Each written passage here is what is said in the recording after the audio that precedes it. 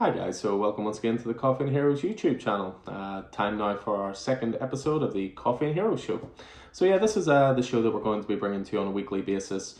As much as possible, we'll always try to deliver it to you on a Saturday, give you something to watch over the weekend, and just update you on the stuff that's been happening in the last week, certainly with regards to the store, with regards to the comic industry in general, and also some film, TV news, that kind of stuff as well. So yeah, I mean, kicking things off with the store, a little bit of an update for you. So we're approaching our third anniversary, which will actually be on Monday. We opened on the 1st of June 2017. We always remember because Wonder Woman came out on June 1st as well. So it's sort of nice little bit of synchronicity there. So we had planned obviously bits and pieces to celebrate in the store, but unfortunately it's now something we can't really do. We were down picking bits and pieces up from the store on Thursday there. We're hopeful of maybe a mid to late June reopening, but again, we'll have to wait and see. Everything's changing on a daily basis. So we're being kept in the loop by the council, but because Smithfield is a council-owned building, we are sort of at their, still up to them when we open. So we will of course keep everybody informed through the social media stuff, through YouTube, through podcasts, all the rest. So you'll definitely know when and if we're opening, and we'll be planning to reopen with a bang. What else have we got? So we bits and pieces working on behind the scenes. They're nearly good to go. Our website is nearly 100% good to go. David, who is doing an excellent job putting the website together, has been sending me some preview images. It is looking great, guys. It's going to be a store online, but it's also going to have news and reviews and previews and links to the podcast and the YouTube stuff. It's really going to be an all-in-one sort of community type thing. So really looking forward to getting that launched. What else we got? We have signed up now with CGC. So CGC are basically comic graders. So this is certainly something for the more high-end collectible market. They essentially slab your comics, give them a grade, and then what that means is if you down the line try to sell a comic to say someone on the other side of the world, they'll be able to check the barcode that CGC give, and they'll be able to see that that is a genuine product, and also it guarantees the condition. It's more something that long-term investors think of. I've got one or two myself. I don't keep a lot of them at the moment, but I have just sent off a few there, just obviously as a trial run. We want to see how long it takes. We want to check all the pricing, the postage, all that kind of stuff. So we did that with a few of our personal ones, and then once we get that back and we have that information, that is a service we're going to be able to offer when we do get open. So it's going to be sort of another string to our bow, I suppose. And then the only other thing is we've got some changes coming in the store as well, just with how it's laid out. Obviously, we'll be putting all the markings down for all the social distancing stuff, keeping a couple of meters apart. We'll have markings on the ground. We'll have, hand sanitizers by the door when we open. We'll do everything we can to make sure that it's an environment that people feel safe coming into, and can relax when they're there. We're quite a unique store in that, we don't really get a lot of window shoppers, so to speak. We do get a lot of people who know where we are and are usually there for, to pick something up. So, busy for us in our store is, 5, 6, 7 people in the store. It's not, 30, 40 people window shopping and walking out. So it should hopefully be easy enough to enforce all the social distancing stuff. And again, we want to make sure it's an environment people can relax in, not be looking over their shoulder. People are a bit too close to them, that kind of thing. So that's something we are working on at the moment. With regards to the comic side of things, we got our delivery finally. I'm not going to lie to you, this has been a ridiculously stressful week. Anyone who's chatted to me before, listened to podcasts, come in the store, the comics industry is dependent on one company, which is called Diamond Comic Distributors, and they essentially they have a monopoly on it. It is starting to change a little bit in the States. I know DC have implemented a couple of other companies for the East Coast and the West Coast. But certainly in the UK and in Europe, we're all, we have to use Diamond. And don't get me wrong, I know they have a lot of accounts and a lot of moving parts and all the rest, but, we really got messed around quite a lot this week. Delivery was due on the Wednesday. Got an email saying it would be here Thursday. Checked on Thursday. Then we got an email saying it was delayed. It'd be here Friday. It came late on Friday. There was some stuff missing. It really can be a frustrating thing working with Diamond, I have to say. They do a great job in a lot of other aspects. with what they do, but there are times that it can be a little frustrating. So it's actually been quite a stressful week getting everything. Obviously at the moment they're working off of fortnightly deliveries rather than weekly. So again, if there's mistakes in deliveries or things are missing, you can't rectify them straight away the way we could before when we were in the store, and it would only take a week to get something back in. So now you're having to wait 2 weeks at a time, and that brings its own frustrations as well. I mean, so it's kind of interesting. I mean, there was just pulling it up here, there was an interview with Steve Jeppy, who is he is the founder and owner of Diamond, and he was talking about, why only having one distributor is a good thing for comic book retailers. And it's a pretty interesting article to read. It's on Newsarama. It is a pretty interesting interview, and he comes across as a good guy, and he does love the comics industry, But, as I say, we've had problems along the line, but, hopefully moving forward, after this is all over, full teams are back in place, maybe it'll be a case of a return to better service. I don't know, but this week was not a fun one, guys, I can tell you. So we got all the comics, we did all the pull lists, we, bag and board everything as always. We try to ensure the best possible condition for comics as always. As soon as they arrive in the box, they're in a bag and board and, packed tightly into boxes to keep them in as good a condition and as stiff as possible. So there will be the odd time that there might be a little defect here and there. If there ever is a problem with that, we'll always do our best to change it for you. It can be a little more difficult at the moment simply because obviously our ordering is really tight. We're essentially just ordering enough to cover pull lists, as we don't have a shop window as such to show the comics off and people to pick up impulse buys and things like that. And then again, with that 2 week delay, it can get a little tight as well. But we'll always do everything we can to guarantee the best possible condition of the comics. We're collectors ourselves. We want stuff to be in the best possible condition. We'll always do our best to try and pass that on to people as well.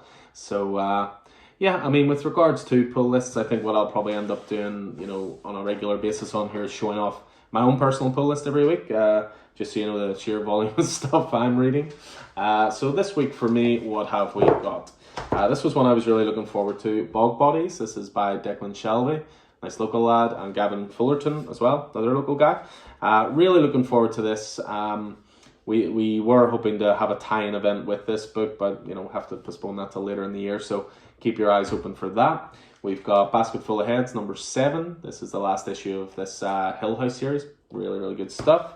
We got issue 3 of Deceased Unkillables, the last part of this mini-series, and then it's going to be relaunching with Deceased Dead Planet. Issue 2 was one of my favourite issues of the year, so really looking forward to tucking into that. We got Justice League 44. I've really been enjoying it since Robert Venditti took over. It's a little bit more old school Justice League. And then I've got Justice League 45 as well, although I went with the Dan Mora variant for this one. I'm a big fan of his work, primarily through Once and Future. So I really love this cover, I have to say. We've got Lois Lane number 10. Again, I collect the variants of that, so I look forward to tucking into that. Been a really great maxi series by Greg Rucka. We've got Suicide Squad number 5, which is again Tom Taylor, and Suicide Squad, not normally a title I would particularly enjoy, but digging this run so far. We've got Venom 25, apparently a big issue. Really looking forward to tucking into that. Farmhand, Rob Gilroy, brilliant creator-owned series. This is the end of the 3rd arc. Can't recommend this title enough. Available in trades, the first 2 already. If you're looking at a really great, wacky, sort of slightly off-kilter, comedic, dark, rural horror, it's a hard one to describe, but a brilliant title. Stand behind that big time. It's one of our biggest pulls actually for indie stuff. We have The Goon as well, Eric Powell, really dig that. King of Nowhere, I thought the first issue of this was really, really good, so looking forward to issue 2. We've got The Ludocrats, which is Kieran Gillen's new title. It's going to be a 5-issue mini, I believe. And Kieran Gillen, again, it's anyone who knows me knows I say follow creators rather than titles. Kieran Gillen has a new title, I'm going to read it. Die, Once and Future, wonderful stuff. We got Mirka Andolfo's Mercy. First issue, this was great as well, Victorian era horror, really dug that. Got Outer Darkness Chew as well, which is a combination of 2 different series, both from John Layman. And then I would have one more, but it's actually upstairs because I read it last night. It was Deadly Class 44. I can't believe where they left it.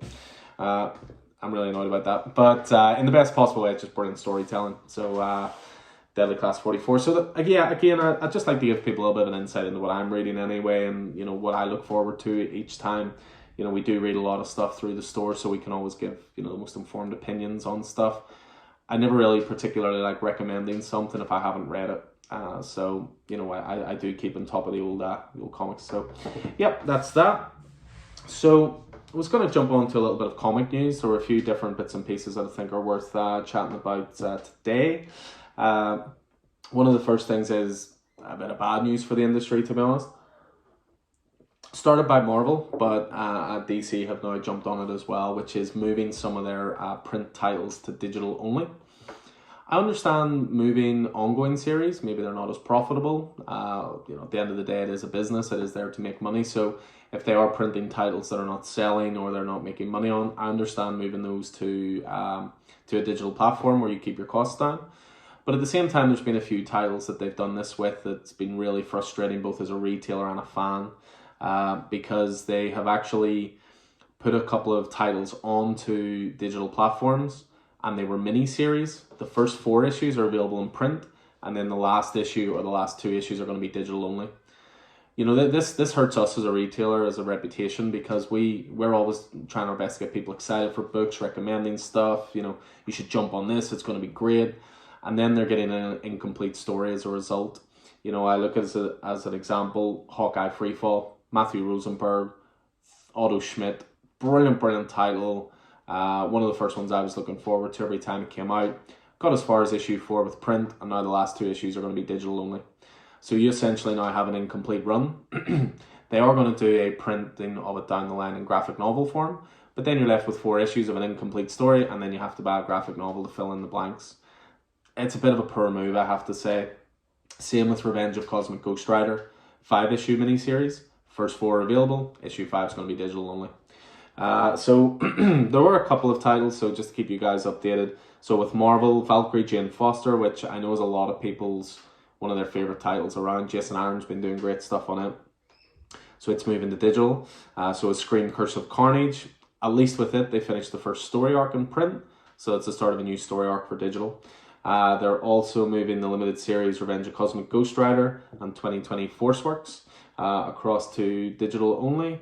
And then what else was there? There was a few more. So there was also Ghost Spider, Ant-Man, another one I was really enjoying. Avengers of the Wastelands, Ravencroft. Again, we're 3 issues into Ravencroft, and it's a 5-issue miniseries. Just release the last 2 issues. I would even say, just print enough for the pre-orders that were placed. Therefore, you're making a bit of money, and you're also guaranteed to sell them all. You're not left with excess stock. Just implore comic stores to tell them the exact quantities they want and deliver in those quantities, and that's it. Instead of doing this, as I said, this is a really annoying move. But they're also moving across Star, Marvel Spider-Man, The Black Cat Strikes, and 2020 Ironheart. So yeah, that's all the Marvel stuff. But I was, as more of a DC guy, I was slightly gloating this week because DC weren't doing it. But then I just looked in the last day, and they're starting to do it with a few bits and pieces as well. So they were planning to do a couple of facsimiles. So facsimiles are exact reprints of older key issues. If you want to source an older key issue to read it in print form, you're maybe paying over the odds based on the comic market and if it's a first appearance, so it can be very pricey. So what they would do is do these facsimile editions, which were essentially exact reprints right down to the adverts that were contained within. So they've cancelled Green Lantern 76, Batman 321, Man-Bat #1, and The Flash 135. And then what they've also done is they've cancelled a lot of their dollar comics. Now this one's a little bit frustrating, I have to say. Dollar comics are, again, reprints of the original issues, but they'll also carry modern adverts, and these ones were released to be £1. So they were great starting points for people, or if they weren't sure about what titles they wanted to try. It wasn't like you had to spend $3, $4, $5, $6, $7 on a title. You could spend literally £1 or $1 on a title and give it a go. If it wasn't for you, still cheaper than a newspaper. If it is for you, brilliant, you found something new to read. But they've cancelled a lot of these, and this is a bit frustrating, as I say, for myself, because we tend to keep a really good stock of the dollar comics in store. DC do it as dollar comics, Marvel do it as True Believers, Image do it as Image Firsts. Dark Horse do it as number ones for $1, I think it is. So yeah, we try to keep on top of them. So again, they're inexpensive ways for people to try new titles. But yeah, so DC have cancelled a few of those, which are Batman 665, Catwoman number 1, 3 different volumes, Detective Comics 826, Green Lantern number 1, Dark Knight's Metal number 1, Green Lantern 29, Manhunter number 1, Stars and Stripe number 1, Wonder Woman 212, Wonder Woman 14, Wonder Woman 206, and then Justice League 50, Saga of the Swamp Thing 21, and Legion of Superheroes number 1. You know, again, like for example, Dark Knight's Metal, you've got a new series coming out called Death Metal. You will need to have read the original Metal, I'm assuming, to understand it. So instead of, you know, forcing people into it and saying, oh, you have to buy the graphic novel or you have to source the original 6 issues, they had $1 reprint, someone could have given it a go. And now they've taken that away. So that is a little frustrating, I have to say. You know, there's also with Lucifer, they're changing how they're doing it. So with Lucifer, they've completed as far as issue 18. And then what they're going to be doing is then changing it to collected editions. So at least with it going up to 18, that gives you a full arc. But after that, it's going to be graphic novels only. So Lucifer's 19 to 24 will be released directly as a collected edition, or in this case, an original graphic novel, because the titles won't have been released. So stuff like that I can understand. It's full arcs, it's full stories. You know, the industry is always changing. Graphic novel readers are very much have to be catered for a lot, as much as single issue collectors. So I can understand that move, and again, at least it's not midway through an arc. They also cancelled the Manhunter's Lost History limited series. And this was a weird one because this was going to be coming out of Event Leviathan. And I know that comic companies in general can enjoy a bit of hyperbole. But, you know, this was like this is a hard-hitting miniseries that will reverberate across the whole DC universe. I do wonder if that's something to do with Dan DiDio leaving and maybe a bit of a course correction for DC stuff. So that won't get cancelled as well. But I can throw in a couple of items of good news as well. So amidst all his cancellations and all the rest. So DC have announced a new Catwoman creative team for September with writer Ram V and artist Fernando Blanco. This excites me because Ram V has been doing the odd issue here and there through the Catwoman run that Joelle Jones launched. And every issue he did was awesome. There was one in particular where they were doing a heist, and there was a lot of it based around the ideas of the Cha-Cha. Really just fun issue, beautiful art. And Ram V, he's also started on Justice League Dark. I'm digging what he's doing there so far. He's well known for his indie stuff. These Savage Shores is a thoroughly excellent title as well.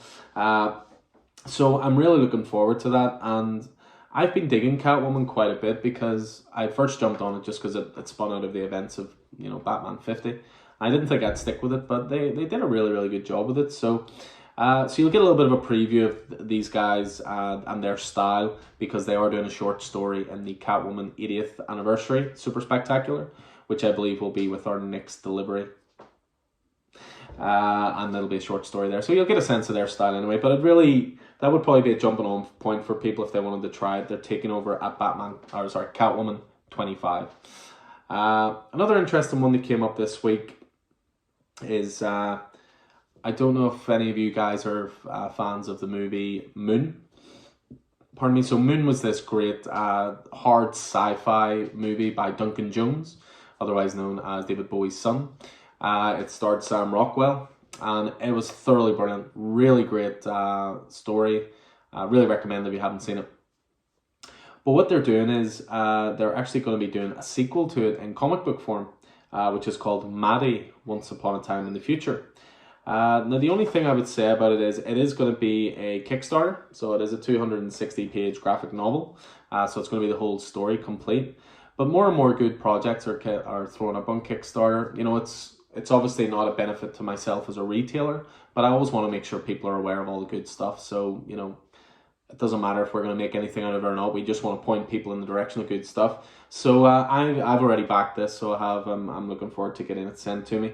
So it's co-written by Duncan Jones and also Alex de Campi, who is a writer I'm mostly familiar with. I think he did Archie versus Predator, which is every bit as ridiculous and fun as it sounds.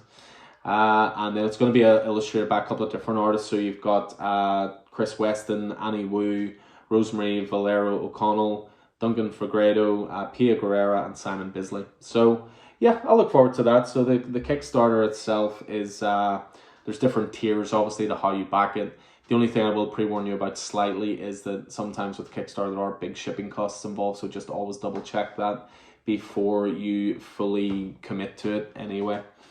What else we got? So we also got the new previews book just arrived. So the previews book, for anybody who's not too familiar with it, comes once a month. This is essentially the titles that are coming out a few months down the line. So it's up to comic stores to sort of let people know what's coming out, let them know what to be excited for, what the big titles are. This book, which is the big previews book, you usually get this and then two smaller books, one for Marvel, one for DC. Obviously, with the whole pandemic at the moment, they're trying to cut down the amount of physical materials they're printing. So the DC book is actually digital only this month. I'll throw the link up below this YouTube video, just in case you want to check it out. The Marvel stuff is actually contained within this previews book as well. So it's just the one physical book. Some great stuff in it. Primarily, I would point out to Seven Secrets. This is going to be a new Tom Taylor ongoing, released through Boom Studios. I mean, you only have to look at the front here and you see everything you could want from a comic book. Scott Snyder. You're all going to love this book. Donny Cates. That's some good endorsements right there. With the previews catalog, we will be doing a previews podcast. We tend to do it every month, and we always again like to keep people informed. You know, myself, Keith, Roddy, Vicky. We go through the books. We pick out what we're looking forward to most. Sort of give you a little brief explanation as to why. And then if you'd like to pre-order it, you can get in touch with the store, and we can certainly update pull lists for you. Because again, these books are so thick. There's so many titles to look through. You know, no one can afford them all, nor would you want them all. But we like to try and pick out the best and, you know, what's worth your hard-earned money. So we'll be doing that previews podcast hopefully next week, and then we'll get that up. And again, that'll be available through our podcast network, which you can find Spotify, iTunes, SoundCloud, Podbean. We are everywhere. So yeah, that's pretty much the sort of comic side of things. There were a couple of bits and pieces movie-wise I thought were worth having a little bit of a check out and update on. Again, this will probably annoy some people, and this is what I think a lot of people were fearing out of the Snyder Cut of Justice League getting released. It has essentially led to a little bit of a call from all areas of fandom for release a cut of our movie that we didn't like. You know, there's a petition online. This is hilarious. There's a petition online for Star Wars. The last one, what was it called? Rise of Skywalker. And they're demanding a 4-hour cut of the movie. No 4-hour cut has ever been mooted to exist. You know, at least with the Snyder Cut, it was working off that Zack Snyder said it existed. You know, there was a bit of legitimacy to that. There's no record anywhere of anyone saying there's a 4-hour cut, but people are asking for it anyway. People are asking for a director's cut of X-Men Dark Phoenix. I wasn't a huge fan of that movie. I didn't hate it, but that was alright. Wouldn't hanker to see more of it. There's people after Ghostbusters, the 2016 version. Again, I haven't seen it. Just didn't appeal to me. I understand some people love it. Fair play. I understand some people hated it. That's fine. Everyone's allowed an opinion. I just didn't watch it, so I can't really say either way. But there is another one that has got me interested, and again, it's probably just my DC bias coming through, but there's a lot of momentum now for a David Ayer cut of Suicide Squad. Suicide Squad's a weird movie. Suicide Squad, from a financial standpoint, was an absolute monster. It was made on a relatively low budget, and I think it actually made more than Batman v Superman, and it was like a third of the budget. It launched Margot Robbie certainly into Harley Quinn, which has then led to subsequent movies. There's rumours again this week of another movie coming along the line there.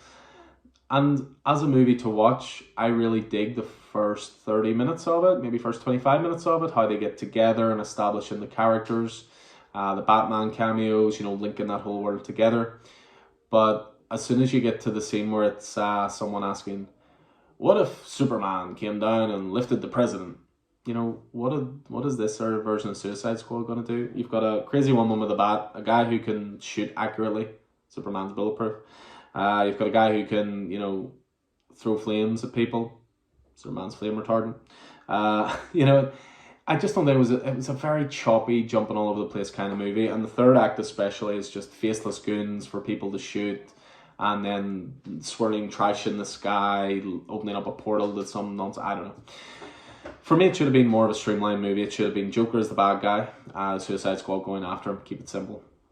And I understand at the time that, you know, Jared Leto has come out and said, and David Ayer, the director, has said that, you know, they filmed more than 2 hours worth of footage. Like, they could have made just a Joker movie, which of course they then did, with someone else. But, you know, he had a cut of the movie, and then the higher ups at Warner Brothers thought it was a bit dark. And what they did was they got an advertising company to cut together a trailer.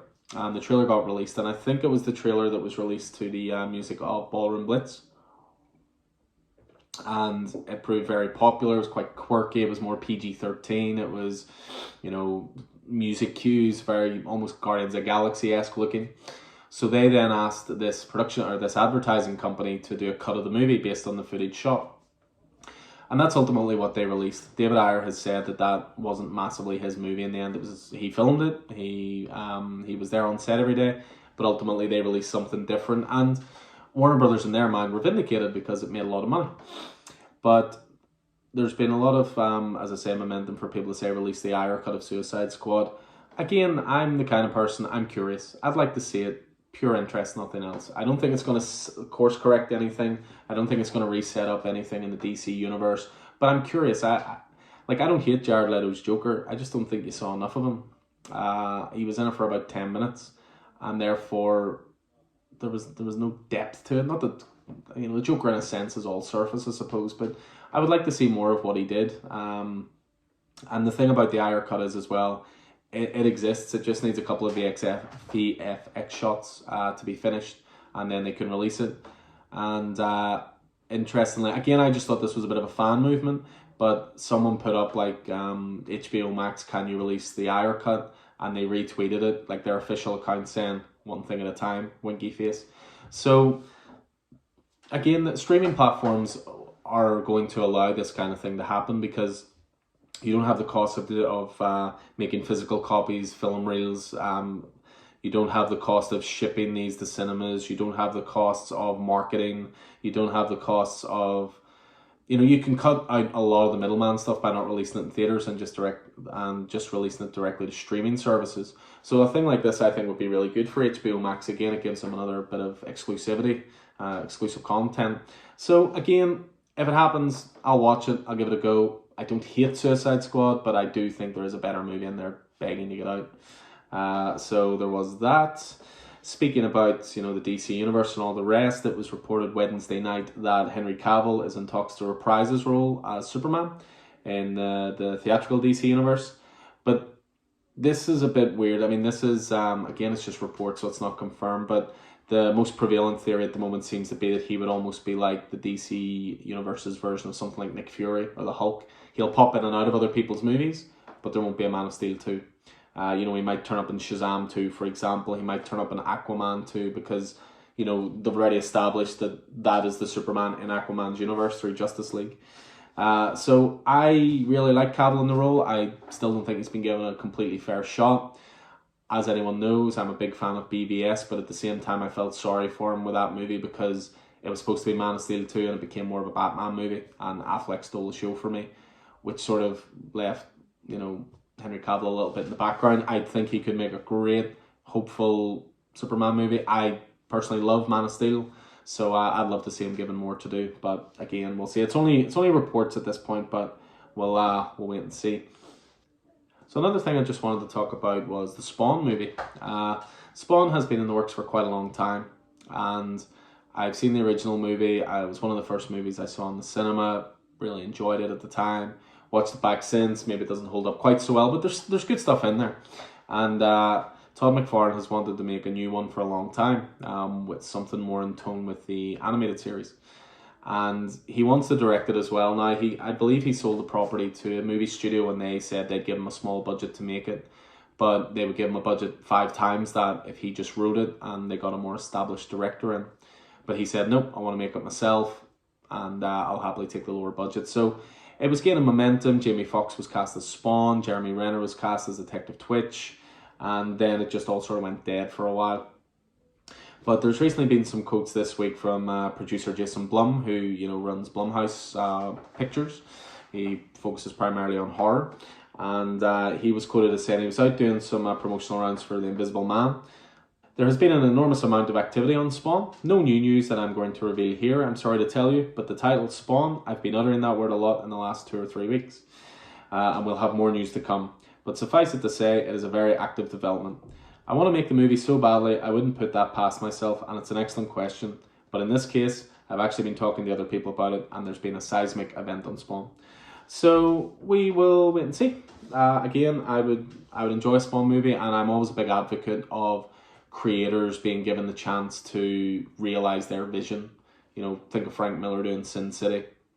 Frank Miller didn't create The Spirit. It was a bad movie. But Frank Miller's Sin City and him being brought on. We talked last time about the old guard, again, Greg Rucka, the writer, coming on board. So get the comic people involved, and Todd McFarlane created this character. I think he deserves a chance at it. So so that's pretty much all the news for the week.